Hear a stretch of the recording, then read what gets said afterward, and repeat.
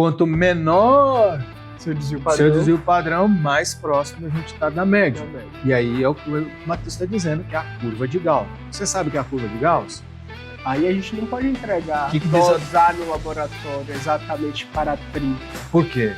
Porque a gente falou tem uma variabilidade no desvio padrão. Você pode ter o melhor traço possível, o traço mais lindo possível. É bonito. O menor, meu concreto é tão bonito que dá vontade de comer. É menor consumo possível dentro do laboratório. Mas se você não tiver um desvio padrão baixo, não adianta. Não tem jeito. Fala, engenheiro! Bom dia! Bem-vindo a mais um FVF Cast. Toda terça-feira às 6h57 da manhã, no YouTube e no Spotify. Eu sou o Vinícius. E eu sou o Matheus, e hoje a gente vai dar continuidade ao tema da semana passada, que a gente estava falando sobre moldagem, corpo de prova, cura, ruptura, e agora a gente vai para a análise desses resultados todos, né? Então a gente vai falar sobre KPIs. E hoje começando com desvio padrão. Sim, é importante a gente falar disso, né?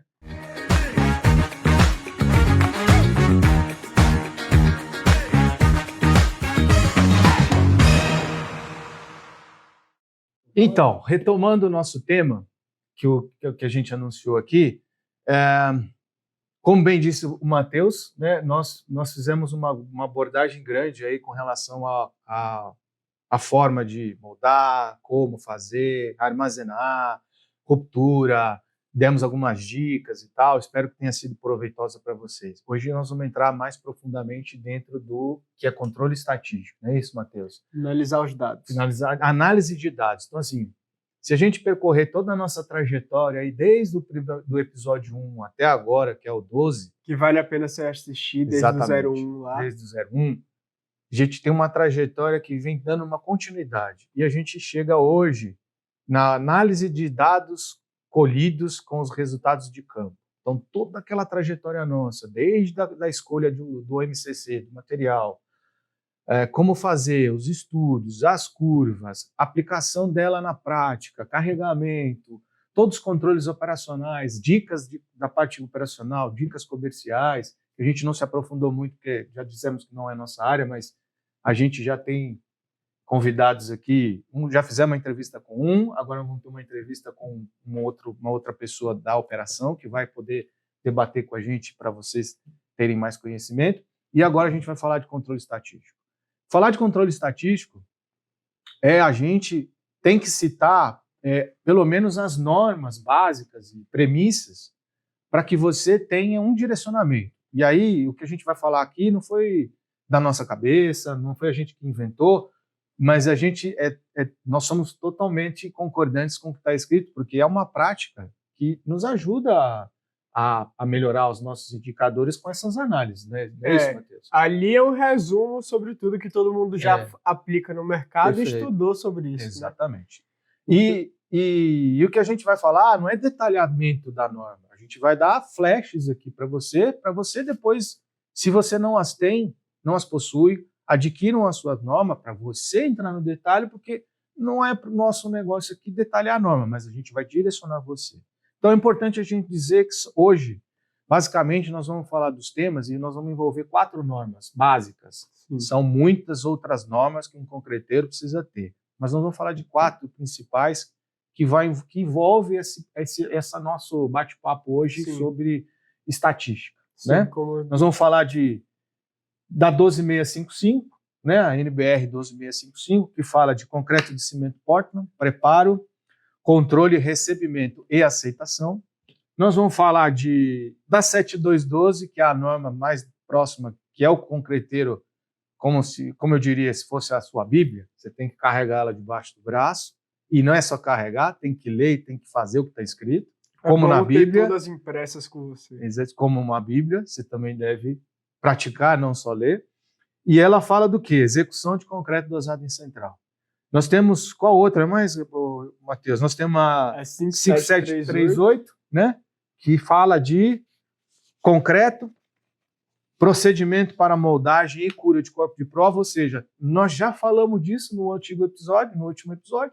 Mas é bom reforçar. Está aqui.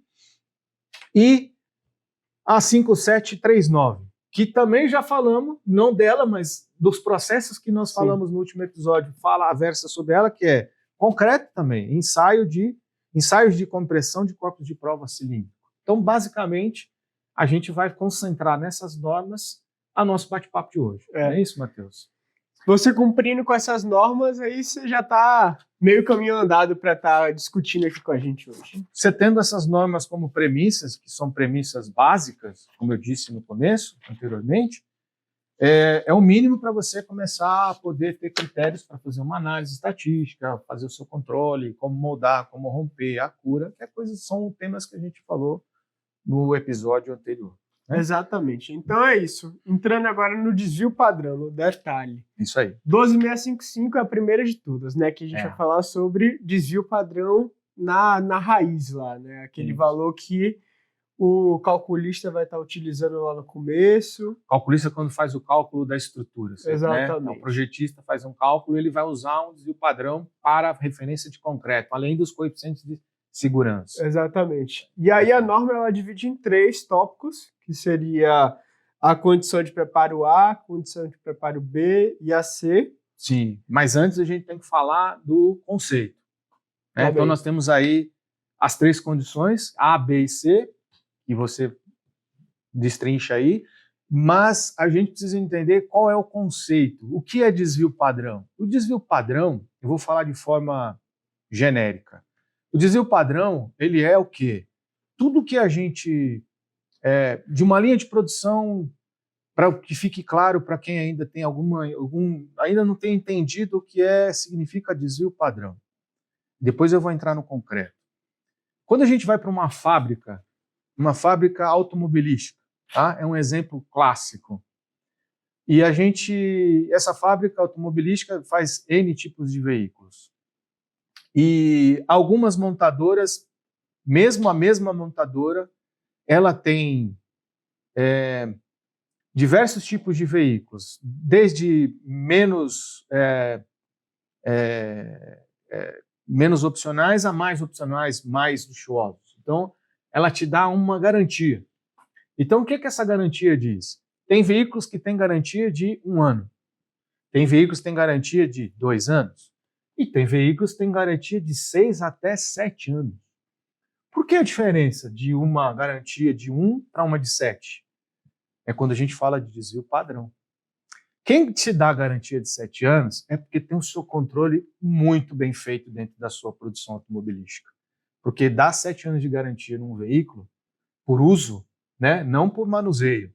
Né, você está conduzindo um veículo, desde que você faça desde que você faça as suas revisões naquele tempo certo, você tem garantia de que aquele equipamento, no mínimo 7 anos, você vai ter de garantia de fábrica. E por que outros são apenas 1 ano? Isso é uma relação quando eu comparo desvio padrão. Então, quem dá 1 ano, ele tem uma dispersão maior em relação à média. E quem te dá 7 anos, ele tem uma dispersão menor em relação à média. Qual é o conceito de desvio padrão para o concreto, então, Matheus? O que é desvio padrão? Você vai ter vários corpos de prova, várias rupturas e uma média desses resultados. Exatamente. Quanto maior seu desvio padrão, mais seus resultados vão estar distantes da média. É isso aí. E aí a gente pode entrar em curva de Gauss? Podemos. Antes de entrar nela, quanto menor seu desvio padrão, mais próximo a gente está da média. E aí é o que o Matheus está dizendo, que é a curva de Gauss. Você sabe o que é a curva de Gauss?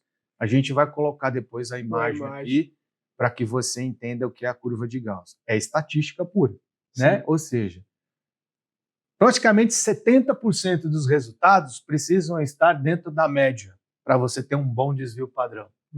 Basicamente, se você for no detalhe, é 68,32%, você vai ter 68 ou 64%, você vai estar na média desses resultados. Você vai ter 50% para um lado e 50% para o outro lado. Quanto mais côncavo é a sua curva de Gauss, melhor é o seu desvio. Quanto mais achatada, pior é o seu desvio. Ou seja, desvio padrão é uma medida estatística que quantifica a dispersão não é isso? A dispersão, ou seja, aqueles N resultados que o Matheus acabou de dizer, Sim. ou a variabilidade desses resultados em um conjunto de valores em relação à média. Ou seja, eu fiz 1000 moldagens, fiz 1000 rupturas no mês e eu tenho uma média dos resultados. A média dos resultados, elas precisam, quanto menor o meu desvio dos resultados, ela precisa compreender dentro desse universo de 65%, 68%. Quanto Sim. mais próximo dele, quer dizer que eu tenho um veículo de 7 anos de garantia ou um veículo com 1 ano de garantia. Para ficar fácil a comparação, acho que fica bem Eu acho que ficou entendido. bem bom mesmo. Fica bem fácil de entender. A ideia da garantia com desvio padrão. Com desvio padrão. Porque o desvio padrão não é só para o concreto, né, Matheus? Uhum. Todas as fábricas, todos os negócios, produção de uma mesa, produção de uma junta, produção de uma cadeira ou de um celular, todos eles têm que ter a sua qualidade. E eles têm indicadores. Todo mundo tem indicador. Todas as empresas têm indicadores. Nós temos indicadores aqui no nosso negócio. Então, o concreteiro precisa ter indicador. E o indicador principal, ou a gente vai falar de 6 indicadores aqui nesses próximos episódios. E a gente vai começar pelo desvio padrão. Sim. Né? Eu acho que ficou bem claro. Que é o mais conhecido e o mais falado. Mais falado. Então, acho que agora a gente pode entrar na condição A, B, C, você Então, explicar agora quais a são gente essas condições. volta para as condições. Isso. Então é assim, ele determina quão fiel e quão controlado e rigoroso você é. Condição A, você vai estar com um nível de rigorosidade de controle maior, e aí você vai estar utilizando o valor de desvio de padrão de 4. Aí a gente pode falar que na norma, para quem ainda não tem essa expertise, mas se você olhar na norma, está escrito SD, que é desvio padrão, né? É a nomenclatura SD igual a 4, Sim. Que é o controle mais rigoroso, não é isso? Exatamente. O que é controle rigoroso? Só para ficar claro. É assim, você pesar seus materiais em massa, fazer os ensaios de umidade. Tudo que a gente falou nos episódios anteriores. Exatamente. Por isso que a gente fala tanto que é importante você assistir em todos. Exatamente. Então, o que é controle rigoroso? Tem que assistir os antigos episódios. O último vai te dar uma ideia, mas não adianta pegar no meio do caminho. Volta para entender todo o processo que a gente está chegando agora na análise estatística, que é a que a gente mais gosta. Exatamente. Né? Que é o momento que a gente fala, cara, deu certo. Se não deu, a gente já detecta o problema, já tem uma ação, já corrige. Nós vamos falar disso também. Como corrigir o caminho, como corrigir a rota. Então, isso é controle rigoroso. É todo aquele processo que a gente falou nos outros episódios. Então, a gente está agora, a gente comentou e agora a gente vem com a prova. Sim. Se você usa o controle rigoroso, é porque você fez tudo que a gente tem falado lá atrás. Exatamente. Exatamente. Excelente, Matheus. E aí os outros dois seriam o valor de 5,5 e de 7. E esses números são utilizados no cálculo para você atingir a resistência que você precisa ensaiar no laboratório. Sim. Importante. Cálculo. Nós estamos falando de cálculo. Ou seja, lá nos primeiros episódios a gente fez a curva. Exatamente. E aí você usou que desvio para fazer a curva?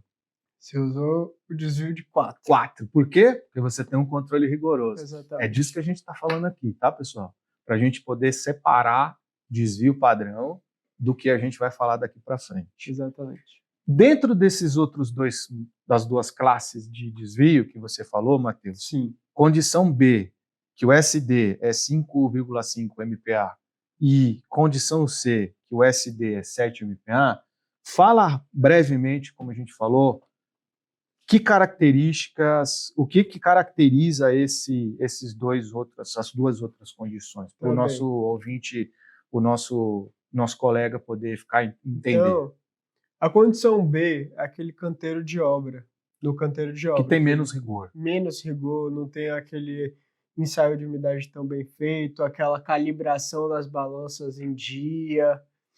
Ele tem um controle, mas ele é parcial. Mas não é de qualidade, como uma filial de concreteiro. Então, o que acontece aí, quando você vai usar para cálculo, você tem que aumentar o seu desvio. Exatamente. Lembrando que quanto maior o nosso desvio, menor é a garantia do veículo. Exatamente. Entendeu? É isso que a gente está falando aqui. Em relação, para você, concreteiro, é você colocar mais cimento no chão das contas. Exatamente. É você botar mais cimento para poder suprir um desvio maior. Por quê? Porque você não tem um processo dominado, ele não está 100% na sua mão. Então você tem um desvio padrão maior. Exatamente. E tem um terceiro ponto, que é o mais complexo, que é o condição C.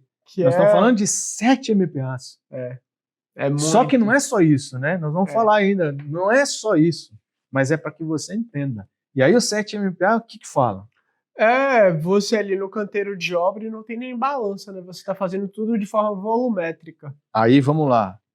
Esse canteiro de obra é o cara que está fazendo a sua obrinha na sua casa e está rodando concreto na betoneira lá, jogando 3 latas de pedra, né? Que não fala nem brita, a gente fala. O nome correto é brita e não pedra. Por favor, nossos ouvintes não podem falar pedra. Correto é brita. Então, assim, ele está usando 5 latas de pedra, 3 de areia e 2 de cimento. E aí a água à vontade. É isso que nós estamos falando. Quando a gente fala de SD de 7 MPa, é desse cara, é desse momento, é desse tipo de obra que a gente está falando. Então é importante. Esse tipo de obra não é o que o concreteiro atende, porque esse tipo de obra é o cliente que está fazendo a obra com o seu pedreiro ou com algum tipo de empreitada, ele está fazendo o seu próprio concreto. Quem aqui já encheu uma laje? Que no dia do encher a laje tem churrasco, batendo todo o concreto na mão. É isso que nós estamos falando. Quem bate concreto na mão tem que ter desvios de 7. Desvio padrão alto. Agora, você acha que esse cara que está batendo concreto na mão sabe o que nós estamos falando? Você acha? Então.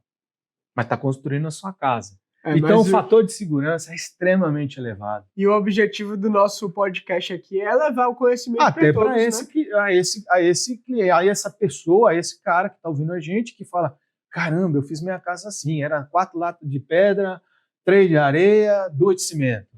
Exatamente. E que cimento? Bom, cara, isso é não ter controle. Então é desse caso, que é um extremo, né? Exato. Então é isso. E normalmente, quando se você contratou um projetista para fazer tua casa e ele sabe que você vai fazer isso, ele vai usar 7 de desvio padrão para fazer o cálculo do concreto da sua casa. Exatamente. Se você está trabalhando com uma concreteira, ele vai trabalhar com desvio de 4. O seu concreto vai ter mais qualidade e a sua garantia é de 7 anos. Eu não estou dizendo que o concreto vai ter garantia de 7 anos. De novo, é a relação do início do episódio, comparando uma fábrica automobilística com o desvio padrão. Ou seja, quanto maior a minha garantia, menor é o meu desvio. Tá? Para ficar claro, as pessoas às vezes têm um entendimento que eu estou dizendo que o concreto tem garantia de 5 anos. Não estamos falando disso. Garantias está na legislação brasileira. Tá? No Código de Construção Civil existem lá as garantias do construtor para com o cliente final. E nós não vamos entrar nesse mérito, ok? É isso, Matheus? É isso. Então, reforçando 12655. Leiam a norma, estejam de acordo com a norma. A gente está aqui citando a norma e falando com vocês algum ponto dela. Lógico. Um ponto dela, mas é válido vocês, como o Vinícius falou, assim como ter uma Bíblia debaixo do braço, é bom você ter essas normas com você debaixo do braço. Mas é importante ler e colocar em prática. E entender. Como na Bíblia. Não adianta só ler e andar com ela debaixo do braço. Tem que ler e pôr em prática. As normas são iguais. Não adianta colocar na gaveta. Exatamente. Tem que praticar. Certo? Tem que colocar em prática. Tem que entender e colocar na prática. Porque senão não faz sentido. Né? A gente só fala que faz, leu, conhece, sabe, fala que faz, mas não faz. Né? Exatamente. Então é isso. Aí a gente agora entrando aonde? Nós vamos entrar dentro da 12655, Matheus, e aí nós vamos explicar agora, como a gente falou que para cálculo eu vou usar um desvio padrão, agora o calculista vai fazer o quê? Ele vai medir qual é o FCK adequado para a sua obra. O que é FCK? É resistência, característica, compressão. A compressão. Corpo de prova. Em outras palavras, para aquele ouvinte que ainda não é concreteiro, mas é uma pessoa que está aqui acompanhando e está aprendendo com a gente, eu tenho certeza que a gente está conseguindo passar essa mensagem, a gente tem que ser de forma bem didática. Nós estamos dizendo o seguinte, se você for comprar um concreto, numa concreteira, eles vão te ofertar linhas de concretos que são chamados FCK, resistência característica do concreto. Perfeito? Isso. E aí ele vai te dizer o seguinte, FCK 30. 30 o quê? 30 MPa. O que é MPa? MPa é um indicador, né, de resistência, megapascal. Que nome estranho é esse? Foi o cara que lá atrás descobriu que era uma medida de resistência e o nome dele era Pascal. Então ficou megapascal. Exatamente. Então, quem criou esse indicador tem o nome dele na nomenclatura. Não vamos entrar em momentos históricos, isso é fácil. Entra aí no sua IA, digita lá o que é megapascals ou MPa, que você vai ter exatamente muito melhor explicado do que eu aqui. Mas, enfim, é importante que você saiba. De uma saiba. forma geral, é a força sobre a área. É a força sobre a área, ou seja, é quanto de força que o seu concreto vai suportar por centímetro quadrado. Então, ou seja, 30 MPas são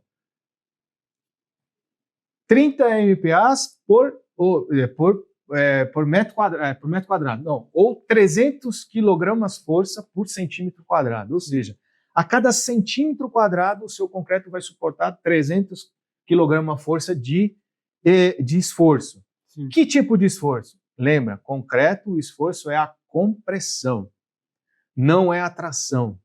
Tração é o aço, por isso que chama-se concreto armado. É aço junto com o concreto. O que resiste à tração é o aço e o concreto é a compressão. A junção dos dois, que são as estruturas dos edifícios, de todas as obras que nós temos no mundo, que dá a característica de compressão e tração. E aí, esses dois juntos que dá, o calculista vai usar para o método de cálculo para poder dizer que FCK você vai ter na estrutura. Exatamente. Então, aí você está chegando lá na peça e está juntando todas as áreas da engenharia civil, né? Exatamente. O projetista, o rapaz responsável pela obra, a pessoa responsável pelo concreto, aí vai estar todo mundo lá. Todo mundo no mesmo. Mas a gente, concreteiro, a gente está vendendo o concreto. Pois é, e essa especificação vem do projetista. E nós, como responsáveis, temos que atender exatamente conforme a especificação do cliente. Exatamente. Aí tem um detalhe, né, Matheus? Então, o calculista do nosso cliente indicou um FCK 30. E o que nós vamos entregar para ele? Aí a gente não pode entregar, dosar no laboratório exatamente para 30. Por quê? Porque a gente tem a variabilidade do desvio padrão. Que a gente adotou de cálculo. Exatamente. Que é 4. Então, lembra do 4? 4 é a condição A. Então, eu e o calculista somos semelhantes na hora dessa análise. Ele usou 4, porque vai ser uma concreteira que vai fornecer para o cliente para a obra. E eu, quando desenvolvi meu concreto, eu também fiz com 4. Sim. Então, nós dois estamos em alinhamento. Sim. Eu vou entregar para ele um FCK 30 ou vou entregar um menor ou maior? Maior do que o FCK. Mas por quê? Porque você tem a variabilidade, como a gente estava acabando de falar. Então, você tem a fórmula, que é bom a gente colocar a imagem aqui agora para a pessoa tem uma fórmula? Entender. Sim. Entendi. Essa fórmula está na norma. Exatamente, da 12655 também.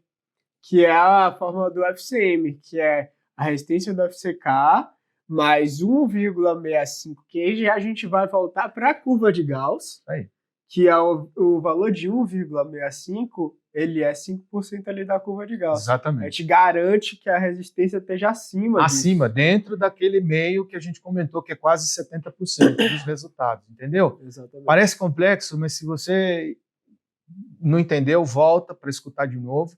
O que o Matheus está querendo dizer é o seguinte, que o que a gente comentou agora, nós estamos indo agora para o cálculo.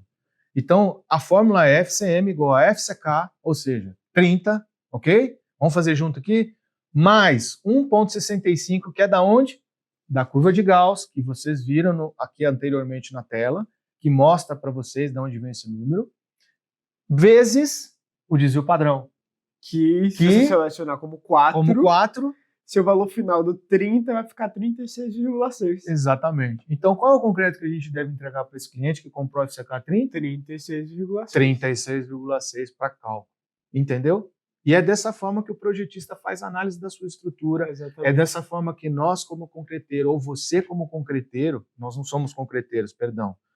como vocês, concreteiros, também devem avaliar os seus estudos dentro de laboratório. Nós precisamos ter um desvio padrão de cálculo para desenhar as curvas. Ok? Exato. Então, fechando isso, a gente consegue mensurar que tipo de concreto nós vamos entregar para quem está no nível A. Uhum. E quem está na condição B? Qual é o concreto? É 30? Não. Ou é mais que 30? E é mais do que 36,6. Então, se para o desvio de 4 nós vamos entregar 36,6, quanto que nós vamos entregar para 5,5? Mais do que. Ou seja, é 30 mais 1,65 vezes 5,5 MPa. Exatamente. E se for a condição C, é o 30 mais 1,65 vezes 7. Ou seja, nós vamos pegar um 30 e nós vamos estar entregando quase que um 45. Olha a distância daquilo que você, de um concreteiro, para uma obra que está sendo rodado o traço no canteiro, que é a que eu falei anteriormente. Então, veja, se você que não é concreteiro e é uma pessoa que está aqui e a gente espera que a gente esteja passando informação boa, você prefere construir sua casa com um concreteiro ou fazer com o seu empreiteiro e chamar os amigos para bater uma laje na mão? Essa é a diferença de custo que você vai ter na sua obra.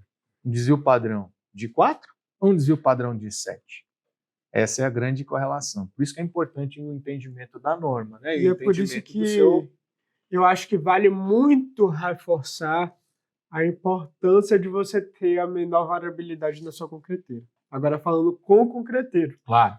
Você pode ter o melhor traço possível, o traço mais lindo possível. É bonito. Meu concreto é tão bonito que dá vontade de comer. É menor consumo possível dentro do laboratório. Mas se você não tiver um desvio padrão baixo, não adianta. Não tem jeito. Você vai estar gastando muito dinheiro. E você vai ter problema, porque você vai gerar patologia para o seu cliente, então é importante que você tenha domínio do que a gente está falando. Exatamente. E não é só isso. Não é só isso.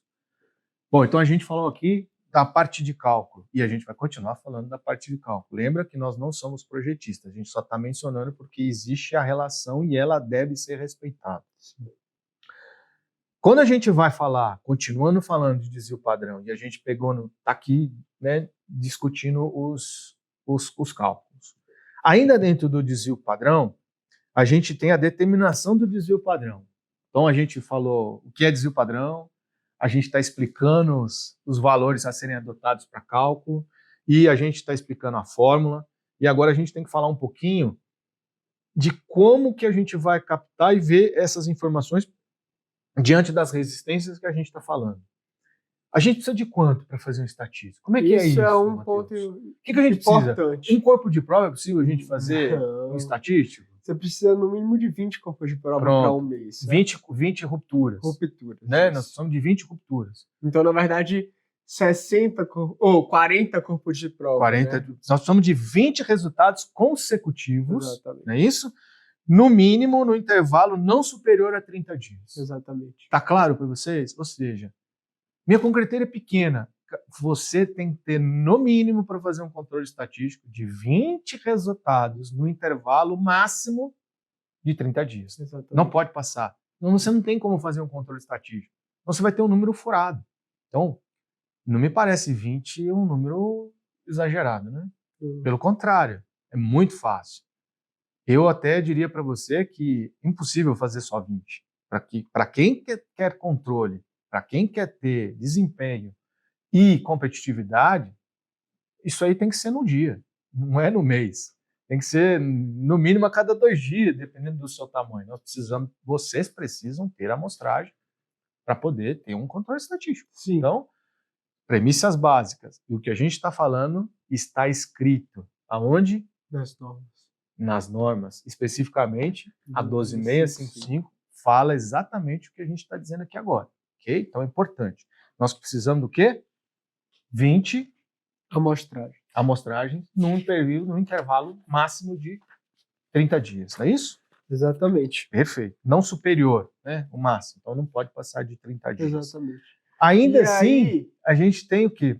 E ainda tem mais um outro ponto que a norma cita, ela fala um valor de 50 a cada 50 metros cúbicos, você ter um controle em cima desses 50 metros cúbicos. que, sinceramente, é pouco. Isso está na 7212. 7212. Isso aí está na 7212. Então, dentro ainda do... Muito bem lembrado, Matheus, você tem razão. A gente já colocar a 7212, porque ela também é tema do nosso episódio de hoje. A gente está formando o lote para poder fazer o estatístico.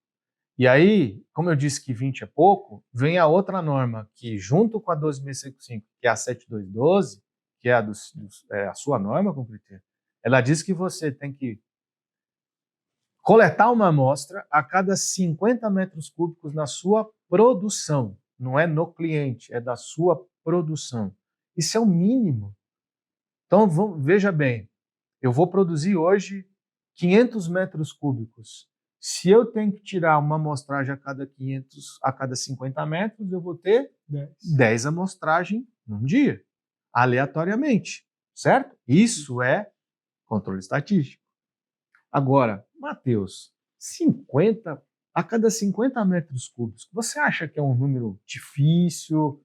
Uma pergunta, porque a gente também está aí com trabalhos no mercado e a gente sabe, a gente tem uma ideia diferente disso. Sim. Respeitar a norma sempre, mas a gente sempre tem que fazer mais. Tem que fazer mais, tem que entregar mais. Tem que entregar mais. Quem quer ser melhor? Se você quer ser o melhor, você tem que entregar mais. Você tem que entregar né? mais. Então, 50 metros, a cada 50 metros. Eu acho que um bom número seria abaixo de 20 metros.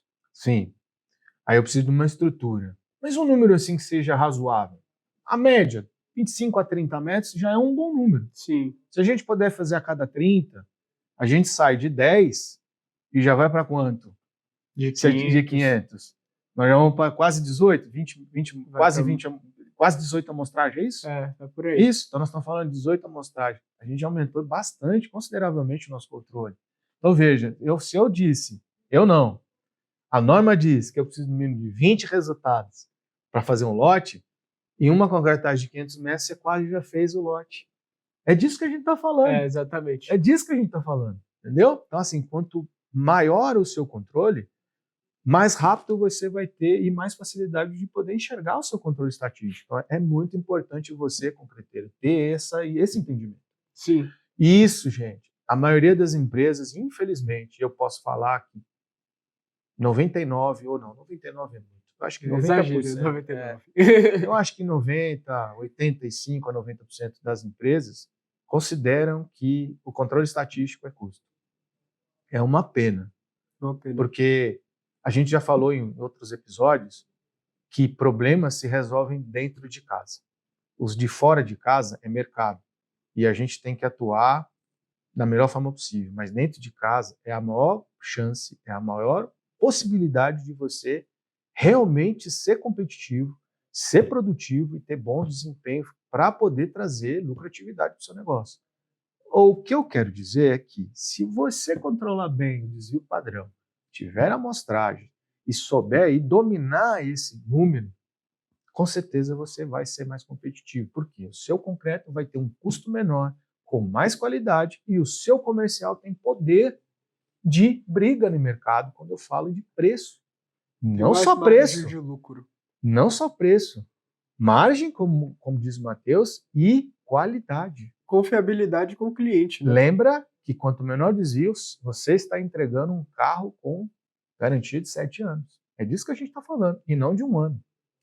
Então é importante eu fazer essas analogias para ficar claro para você a importância desse indicador. Isso aqui é um indicador. Os KPIs, ele é um dos primeiros. Nós devemos falar de 6. Esses 6 são os principais que você tem que ter na sua empresa. O mínimo, esse é o mínimo. Sem esses 6 indicadores ou KPIs, dificilmente você vai conseguir ter retorno financeiro da forma como você deseja. Certo, Matheus? Certo. Então, voltando aqui, se eu conseguir fazer toda essa conjuntura aqui de cálculo, de processo, de determinação de desvio padrão, o cálculo da resistência média, nós vamos para a formação de lotes. Exatamente. Né? E aí, o que é a formação de lotes? É você ter alguns concretos e alguns tipos de concreto e conseguir organizar esses tipos de concreto para você estar conversando da mesma forma. Então, um dos pontos, por exemplo, da norma é a resistência transposta. Excelente. Manda. Que é o que é a resistência transposta? É você estar com vários FCKs, o FCK 45, o FCK 40, o FCK 20, e começar a conversar da mesma forma. Então, o que você vai fazer? Você vai fazer uma conta básica, que é bem muito simples. Então, por exemplo, você está com o FCK 45, que é transformar ele para um 30, por exemplo. Você precisa ter um FCK de referência, porque senão você não consegue calcular desvio padrão. Exatamente. Que é bom você sempre colocar esse FCK de referência, levando em conta a resistência que você mais vende. Que é um dos indicadores que vamos falar. Que é um dos indicadores FCK, que a gente ainda vai falar médio. FCK médio. O que é FCK médio? Mais pra frente a gente vai falar.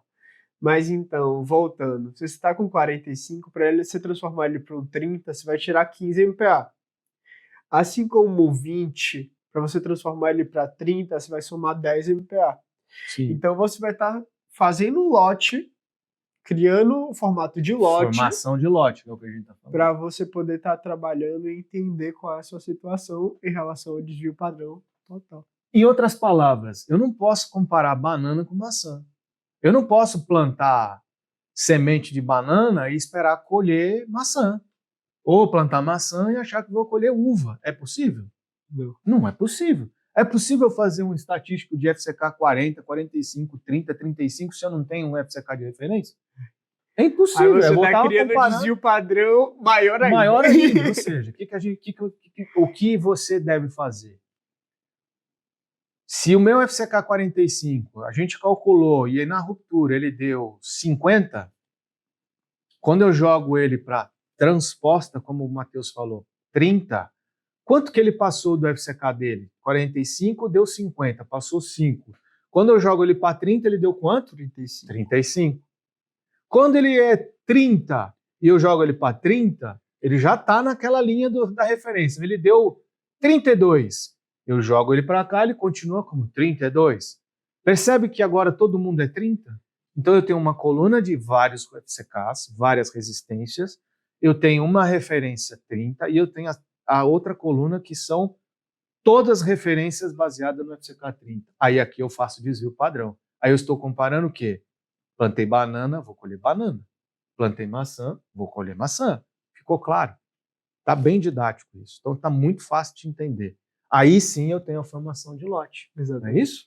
Exatamente. Fica mais fácil de entender dessa forma, né, Matheus? E aí? E os critérios de aceitação? Com critérios de aceitação, a gente vai analisar os resultados, né? Ver como foram feitos os ensaios.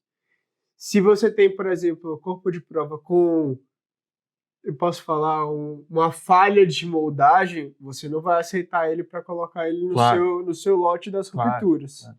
Ele já vai ser excluído no começo. Como todo estatístico, os números discrepantes, eles são chamados to lies, né? Na hora que você tem números muito fora, você... Outlier, isso, outlier. Então são os números fora, a gente tem que tirar do controle, porque são coisas que algo de errado deu e que pode ser alguma falha, e essa falha tem que ser, senão ela contamina o lote, né? Exatamente. De fazer o critério de aceitação. Eu acho que são dois critérios estatísticos. Só mais uma coisa que é válido, tem vários tipos de critérios de aceitação em relação ao corpo de prova, e a gente pode citar, por exemplo, na moldagem remota, seria um concreto que chegou com slump muito baixo, ele não vai ser aceito. Sim. E a norma 7212, ele também fala sobre isso. Exatamente sobre detalhes disso. Então, é isso. É isso. E aí esses dois critérios são vários, mas existem dois critérios de aceitação do concreto, baseados na análise de resultados de ensaio de resistência à compressão. Ou seja, nós estamos falando que sem o corpo de prova, sem a amostragem, não existe controle estatístico. E esse controle estatístico, nós estamos falando de 6 indicadores. Sem o corpo de prova, sem a amostragem, não existe indicadores. E você, concreteiro, que é ouvinte nosso, não pode trabalhar sem indicadores. É impossível trabalhar sem indicadores. Você está se perdendo. E esse seu negócio vai durar por sorte por algum período, mas consequentemente ou muito provavelmente você vai ter problema financeiro em algum momento. E você está desperdiçando demais o dinheiro com relação a consumos excessivos ou matérias-primas mal qualificadas. De novo, volta para os episódios que a gente já falou detalhe de tudo isso que nós estamos resumindo agora. Ou seja, se você acompanha a gente desde o episódio 01, você já entendeu que a gente está chegando aqui agora. Esse resultado é consequência de tudo que a gente fez de lá para cá. Se eu plantei banana lá no começo, eu vou colher qualidades boas de banana. Se eu plantei em terra que não é fértil, não vou colher banana. Eu vou colher nada, né? Então é importante ficar aqui a dica desse episódio, né, Matheus? Como a gente sempre faz. Como a gente sempre faz. Eu acho que a dica é tudo, né, na minha opinião, porque se você não fez os nossos processos anteriores, né, os episódios anteriores, não assistiu e não entendeu e hoje está chegando aqui hoje, muito bom, obrigado. Não esquece de curtir, se inscrever no canal e compartilhar. Mas volta aos episódios, assista desde o 01 para entender que para colher banana ou maçã de qualidade, você teve que plantar lá nos primeiros episódios.